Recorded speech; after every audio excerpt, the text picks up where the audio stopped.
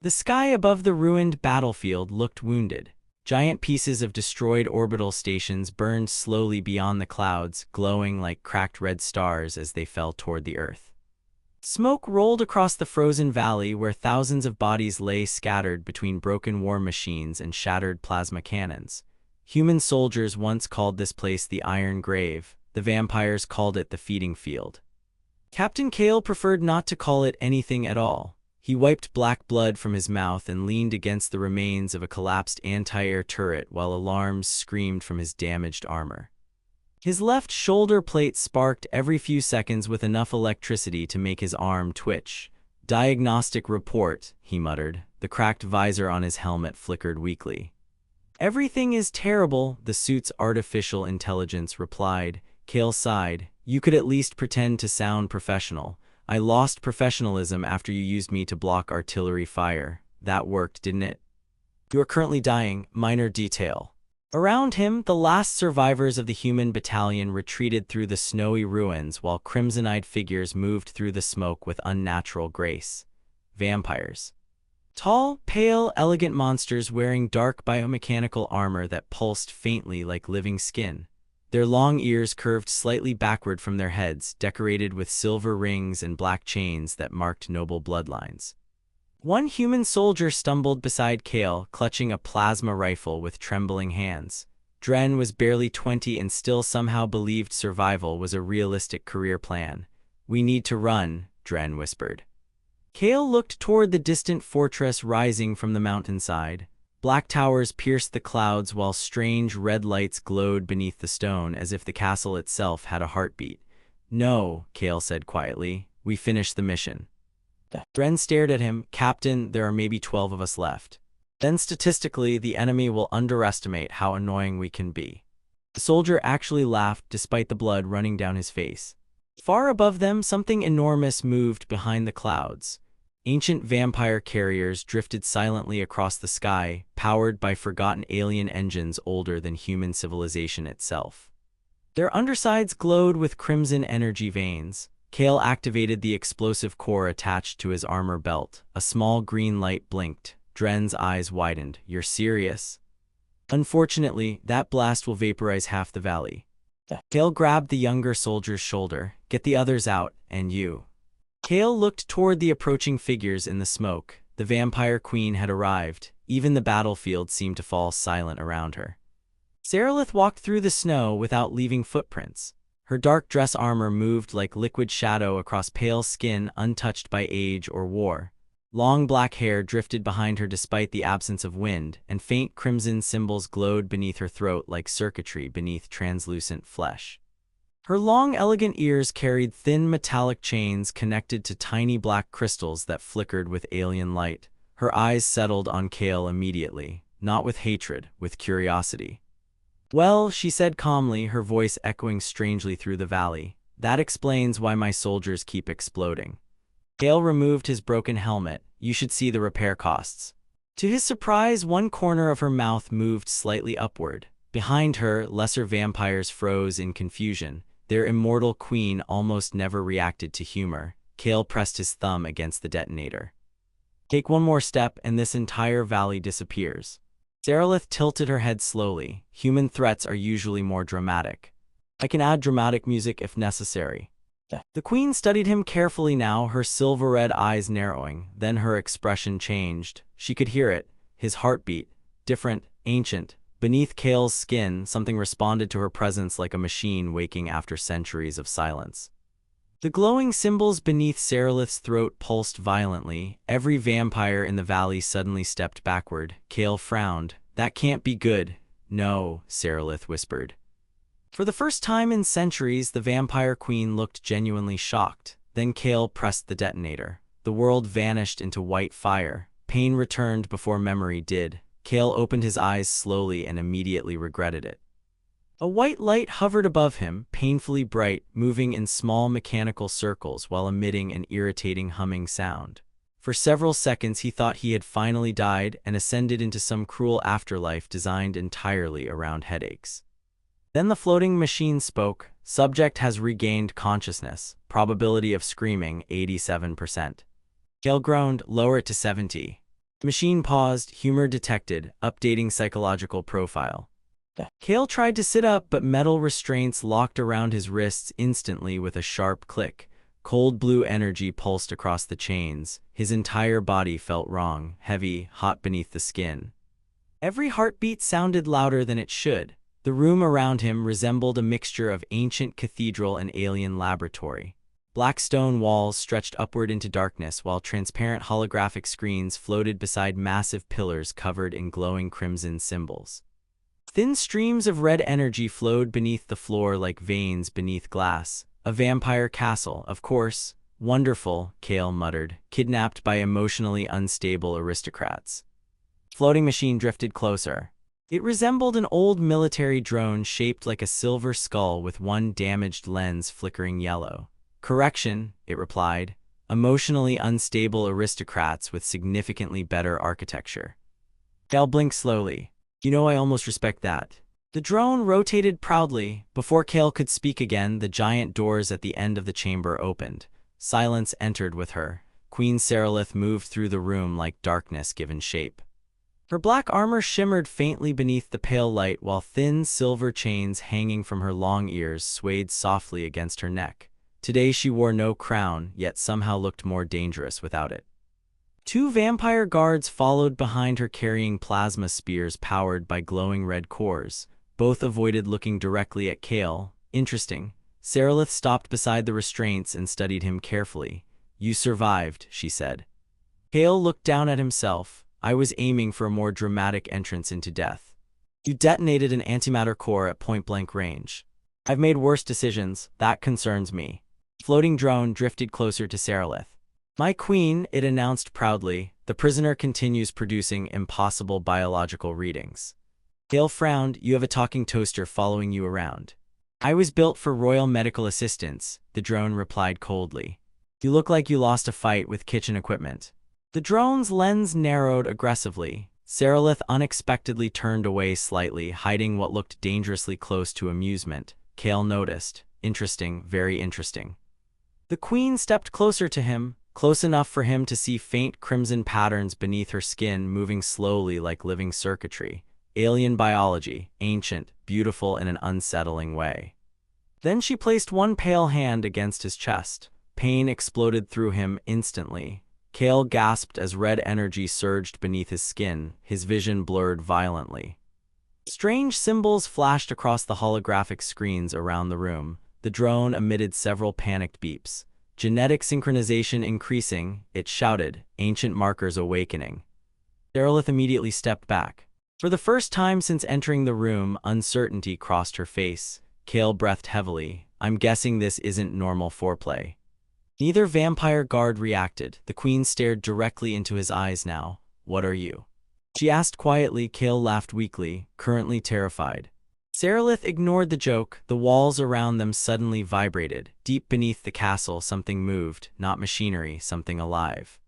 A low mechanical howl echoed upward through the stone floors. The guards visibly stiffened. One whispered nervously in the vampire language. Kael couldn't understand the words, but somehow he understood the fear. The crimson lines beneath the floor began glowing brighter, then voices entered his head. Thousands of them, ancient whispers speaking in a language he had never learned yet somehow recognized. Return of the blood. Kael shut his eyes hard. Okay, he muttered, that feels medically concerning. The drone spun in circles frantically. Psychic resonance confirmed, psychic resonance confirmed.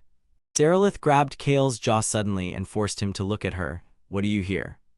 Kael stared back at her pale face. Old things. The queen's expression darkened immediately. She released him and turned toward the guards. Seal the lower archives. No one enters the ancient levels without my command. The guards obeyed instantly. Kael watched her carefully. You actually look worried.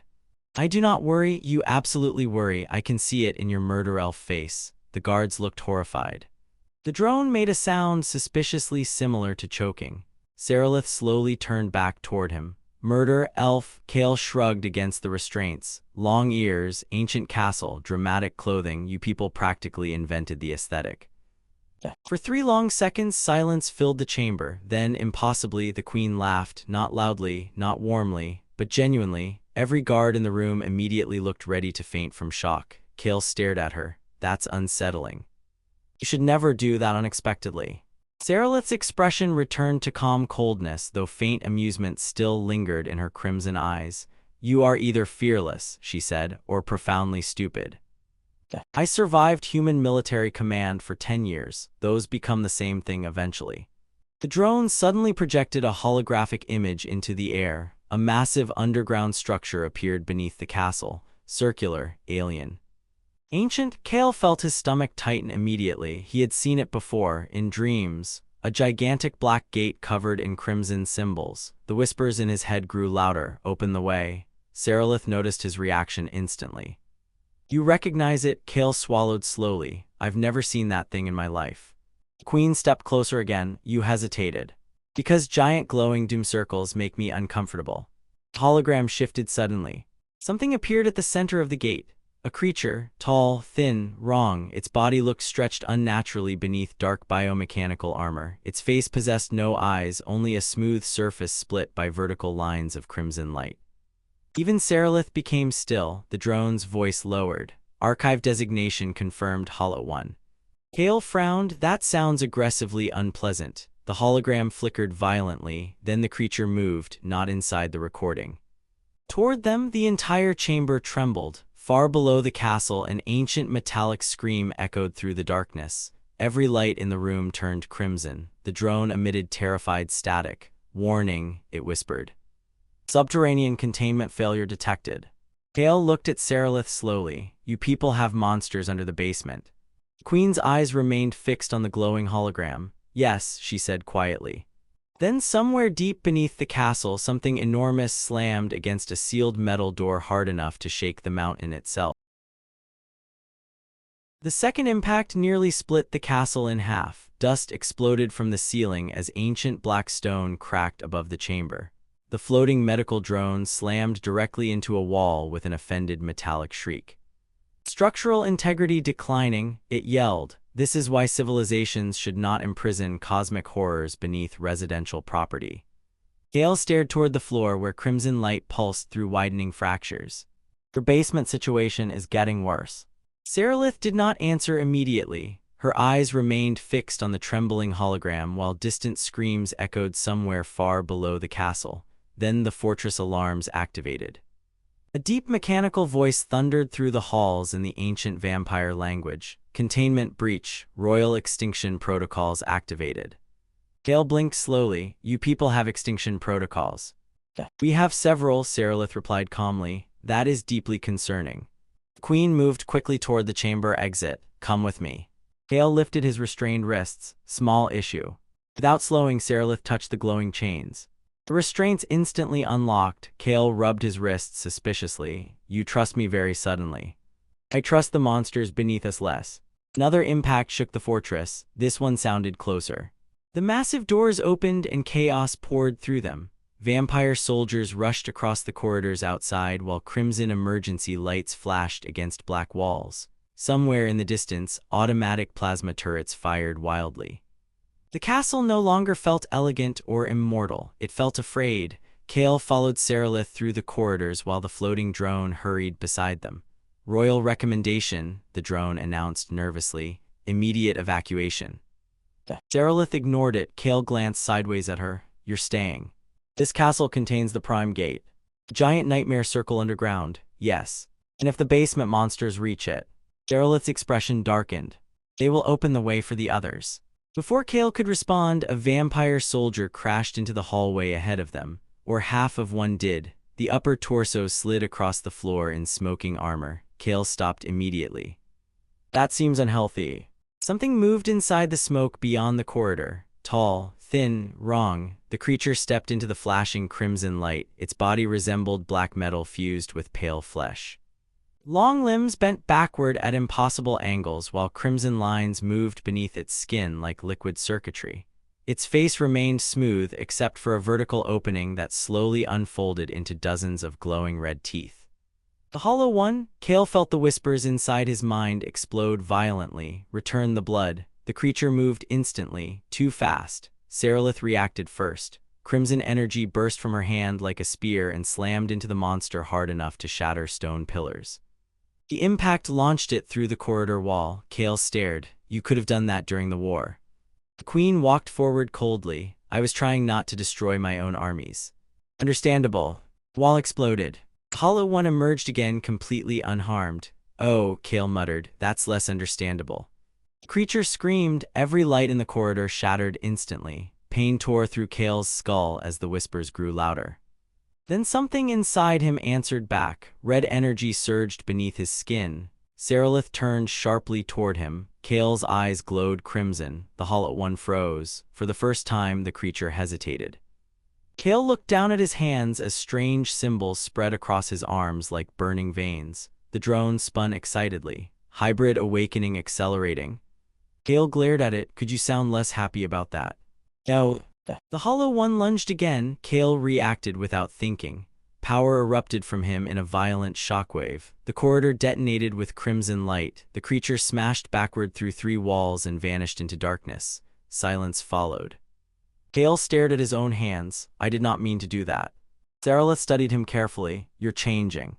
Fantastic. I was hoping today would become stranger. The castle trembled again. Far below them, something enormous awakened. The entire mountain began to hum with ancient energy. The prime gate was activating. Seralith immediately turned toward the lower elevator chamber. We're out of time. The descent into the mountain felt endless.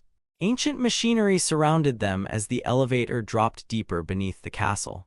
Massive alien structures moved beyond the darkness outside, illuminated by crimson reactor lights older than human history itself. Kael stood silently now, not because he was calm, because the voices in his head were becoming clearer. Memories flashed behind his eyes, stars collapsing, alien worlds burning, black ships fleeing through space. The vampires had never conquered Earth. They had escaped to it. The elevator stopped violently. The doors opened onto a gigantic underground city buried beneath the mountain. Kael stepped forward slowly. The prime gate stood at the center of the cavern, impossibly massive, covered in crimson symbols stretching hundreds of meters upward. Ancient vampire war machines surrounded it like dead gods, and everywhere. Bodies, vampire soldiers torn apart across the metallic floor. The Hollow Ones had already arrived. Dozens of them moved through the ruins. One turned toward Kael immediately, then another, then all of them. The whispers inside his skull merged into one voice. Royal blood detected. Seralith drew herself upright beside him. If the gate fully opens, Earth dies. Kael looked at the towering structure. How do we stop it? The queen hesitated. Interesting. Immortal queens apparently disliked certain answers. Finally, she spoke quietly. The gate is linked to royal blood. Kael looked at her. Then realization hit both of them simultaneously. Oh no, he said. Yes. You're telling me the universe ends because of weird vampire genetics. Essentially, that is unbelievably embarrassing for everyone involved. The Hollow Ones attacked. The cavern erupted into chaos. Ancient defense cannons awakened along the walls, firing beams of red plasma through the darkness. Vampire soldiers rushed into battle from upper platforms while biomechanical creatures descended from the ceiling like insects. Kael fought beside Seralith at the center of the storm, and for the first time in his life. He stopped fighting only to survive. Every movement felt different now, controlled, purposeful. The power inside him no longer felt like a disease. It felt like a choice. A Hollow One charged towards Seralith from behind. Kael intercepted it instantly, driving crimson energy through the creature's chest. The monster disintegrated into black ash. Seralith stared at him briefly. You protected me. Kael smirked weakly. Don't sound so shocked. I am. Another wave approached. Kael looked toward the prime gate. The symbols were glowing brighter, opening. He understood suddenly what needed to happen. And unfortunately, it was a terrible plan. The gate needs royal blood to close too, doesn't it? Seralith went silent. That confirmed it. Kael laughed softly. I really hate destiny. Queen stepped toward him immediately. No. You know I'm right. You don't understand what it will do to you. I understand enough. The Hollow Ones were climbing the gate now. Earth had minutes left. Kael looked at Seralith one last time. The terrifying immortal queen who once drank his blood now looked genuinely afraid to lose him. Funny universe. You know, Kael said quietly, when this started I thought you were the scariest thing alive. And now, he smiled tiredly, now I think you're just lonely. Something inside Seralith broke at those words, not weakness, walls, centuries of them. She touched his face gently, her pale fingers trembling for the first time. Kael. He pressed his forehead lightly against hers, then he turned toward the gate. The power inside him erupted completely. Crimson light flooded the cavern as ancient symbols ignited across his body. The Hollow Ones screamed together as Kael stepped into the center of the prime gate itself. The whispers became thunder. "Return the king." Kael raised one hand. "No," he said calmly. The entire mountain shook. "I think we're done listening to dead monsters." Then he unleashed everything. The gate collapsed inward in a storm of crimson fire. Light swallowed the cavern. Silence followed. 3 months later, snow fell softly across the rebuilt valley outside the castle. Human engineers and vampire architects worked together among the ruins while old war machines were dismantled piece by piece. The war was over, not because one side won, because both sides were tired of burying their dead. Sarilith stood alone on a balcony overlooking the mountains. The black armor was gone now, replaced by simpler dark clothing beneath a long silver cloak. The floating drone hovered beside her quietly. "Daily report," it announced. "Humans continue arguing with vampire workers about construction procedures." Expected, one human attempted to punch a vampire over soup temperature. Who won? "The soup." Sarilith almost smiled. Footsteps approached behind her, heavy, familiar. She turned instantly. Kael leaned against the doorway, alive and very annoyed. "I disappear for 3 months into cosmic energy and nobody saves decent food for me." The queen stared at him in complete silence. Kael frowned. "You're looking at me like I exploded." "You did explode, fair point." Then suddenly Sarilith crossed the distance between them and embraced him hard enough to silence every joke he had prepared. Kael blinked awkwardly. "This is new, I know." The drone rotated happily nearby. Emotional reconciliation detected. Kael pointed at it over Sarilith's shoulder. "I still think that thing is spying on us." "I absolutely am," the drone replied proudly. For the first time in centuries, the castle above the mountains no longer felt like a tomb. And for the first time in his life, Kael no longer felt like a soldier waiting for the next war. The stars above Earth still carried ancient dangers, but now, when humanity looked upward into the darkness, they were no longer alone. Morning sunlight reached the castle for the first time in decades, not because the clouds had disappeared. Because the anti-air defense grid surrounding the mountains had finally been shut down. For centuries, the sky above vampire territory had remained hidden behind black storm shields designed to block orbital bombardments from human fleets. Now the enormous generators stood silent across the cliffs while snow melted slowly around abandoned cannons large enough to destroy starships. Kael stood on one of those cannons holding a cup of terrible coffee. "It still tastes like engine coolant," he announced. A human engineer nearby shrugged. "That means it's strong. That means it's illegal." Below them, humans and vampires worked together throughout the valley.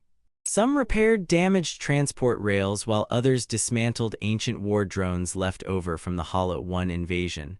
The atmosphere remained awkward, not hostile, just awkward. One human mechanic argued with a vampire scientist over power cell wiring while both accused each other of species-level incompetence. Nearby, 2 vampire soldiers cautiously attempted human card games and became convinced the rules were psychological warfare. Kael watched all of it quietly. A year ago this valley would have been a battlefield. Now someone had opened a bakery beside an old plasma bunker. The universe was strange. The floating medical drone drifted beside him carrying several metal tools. "Daily update," it announced proudly. "Interspecies casualty rates have dropped 87%. Good. The bakery-related arguments have increased 400%. Kael nodded seriously. Peace was never going to be easy. The drone rotated slightly. "You appear calmer."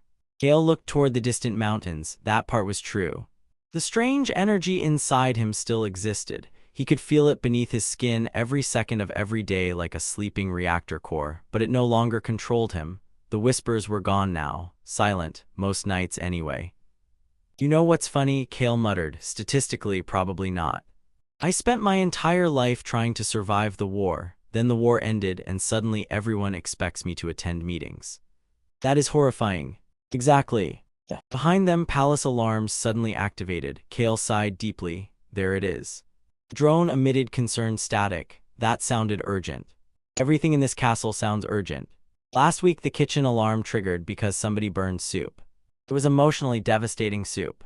Before Kael could answer, the castle doors burst open. A vampire guard sprinted outside looking panicked. My queen requires you immediately. Kael stared suspiciously. Did something explode? Yes, good. I was worried this might become a normal day. The throne chamber had changed dramatically since the war ended. The giant banners celebrating vampire victories were gone, replaced with maps, trade routes, and reconstruction plans spread across holographic tables. Human officials now stood beside vampire nobles arguing about supply shipments instead of murder. Progress, slow, uncomfortable progress. Queen Seralith stood near the central hologram wearing dark silver armor beneath a long black coat. Her long ears carried fewer ceremonial chains now, though faint crimson light still moved beneath her pale skin whenever she became irritated. At the moment, she looked extremely irritated. That expression usually means somebody insulted diplomacy, Kael said while entering. They insulted my intelligence. Oh, so diplomacy failed first. One of the human commanders cleared his throat nervously. We've received a transmission from orbit. The room became quieter immediately. Kael frowned. From where? Seralith touched the hologram controls. A damaged starship appeared above the table. Ancient, alien, covered in symbols Kael recognized instantly from the prime gate beneath the mountain. The room darkened slightly as the transmission activated. A distorted voice echoed across the chamber. Royal bloodline detected. Final refugee vessel requesting sanctuary. Then the image flickered. Kael felt cold immediately. Seralith's expression hardened. Another vampire ship, one noble whispered. No, the queen replied quietly, something older. The transmission resumed. Warning, Hull 1 fleets continue expansion, remaining colonies lost. Static exploded across the hologram. Then a final message appeared in ancient symbols. THEY followed US. Silence filled the chamber. Kael rubbed his face tiredly. Of course they did. One human commander slammed his fist onto the table. We should destroy the vessel before it reaches orbit. And if there are survivors aboard, Seralith asked coldly, and if there are monsters aboard. Kael looked between both sides, same fear, different uniforms. Some things really never changed. The drone floated closer to the hologram. Scanning transmission, it announced. Several seconds passed, then it froze completely. Oh dear. Kael narrowed his eyes. I dislike that tone. Life signs detected aboard vessel. That's good. Several thousand life signs. That sounds less manageable. And one extremely large unidentified organism. The room erupted into arguments instantly. Human officers demanded orbital strikes. Vampire nobles argued over quarantine protocols. Somebody in the back suggested pushing the ship into the sun. Kael slowly looked toward Seralith. The queen looked exhausted, not physically. Emotionally, 1,000 years of war had taught her how to command armies, not how to build peace. That was harder. Kael stepped beside her quietly. You don't have to carry all of this alone anymore. Seralith glanced at him. For a brief second, the immortal queen looked uncertain. That still surprised him sometimes. The terrifying woman who once ruled battlefields through fear now hesitated because she cared too much about making the wrong choice. That was growth. For both of them, Kael turned toward the room. Enough. The chamber fell silent. Interesting. Apparently becoming part cosmic nightmare made people listen better. We inspect the ship, Kael continued. No attacks unless necessary. One commander frowned. And if the creature aboard is dangerous? Kael shrugged. Then we continue the proud human tradition of regrettable decisions.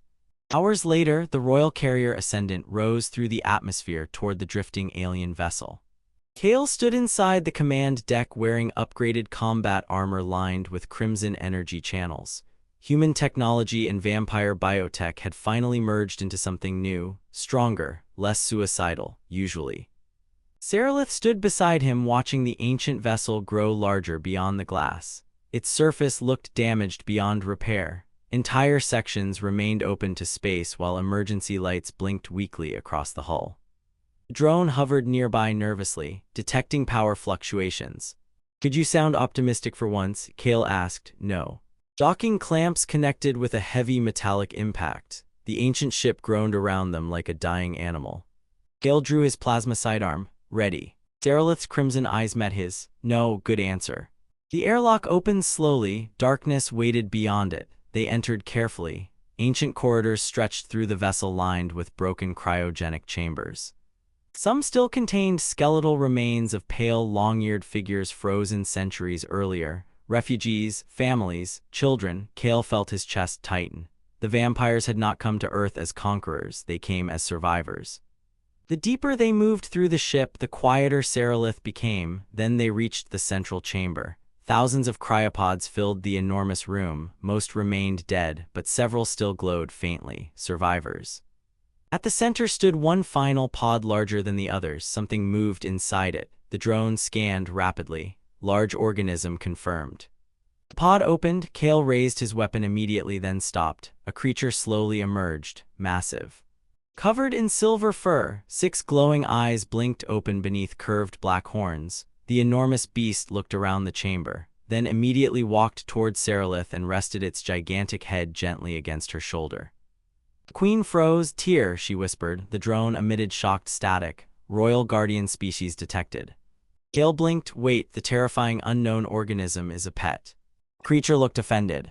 "It is not a pet," Seralith replied calmly while scratching behind one of its horns. The giant beast made a deep rumbling sound suspiciously similar to happiness. Kael stared. "You have a space dog. It once killed 47 soldiers. Space murder dog." The creature sniffed Kael carefully, then sneezed hard enough to knock him backward across the floor. Seralith actually laughed, not the quiet, controlled laugh from before. A real one, warm, alive. Kael lay on the floor staring upward dramatically. "I survived cosmic extinction just to be assaulted by royal livestock." The drone floated beside him. "Medical update. Your dignity has suffered catastrophic damage." Over the following months, everything slowly changed. The refugee survivors were welcomed into the mountain cities. Human engineers helped restore ancient alien systems while vampire scientists shared centuries of lost medical knowledge. The war stories faded gradually, not forgotten, but no longer worshipped. Kael changed too. The man who once expected every day to end in blood no longer reached for weapons first. He learned how to build instead of destroy. Some mornings he even taught young recruits from both species together, though he still threatened anyone who ruined coffee. Certain standards mattered. One winter evening, Kael stood atop the castle balcony beside Seralith while stars burned quietly above the mountains. "Peace, real peace, fragile, messy, but real. You know," Kael said softly, "when I first met you I was completely certain you were going to kill me." Seralith leaned slightly against him. "I considered it comforting. You called me a murder elf. You absolutely looked like one." She smiled faintly. Below them, the valley glowed with life. Human lights mixed beside crimson vampire lanterns. Children from both races ran through the snow near the old fortress walls without fear. No soldiers, no monsters, just life continuing. Kael looked upward toward the stars again. The universe remained enormous, dangerous, unknown. But humanity was no longer trapped alone on one frightened world, and neither were the vampires. After centuries of hiding from extinction, both races had finally found something stronger than fear: each other. The drone floated onto the balcony carrying a tray. "Evening meal delivery," it announced. Kael eyed the food suspiciously. "Is that soup?" "Yes." "Why is it glowing?" "Scientific progress." Kael sighed heavily while Seralith laughed beside him.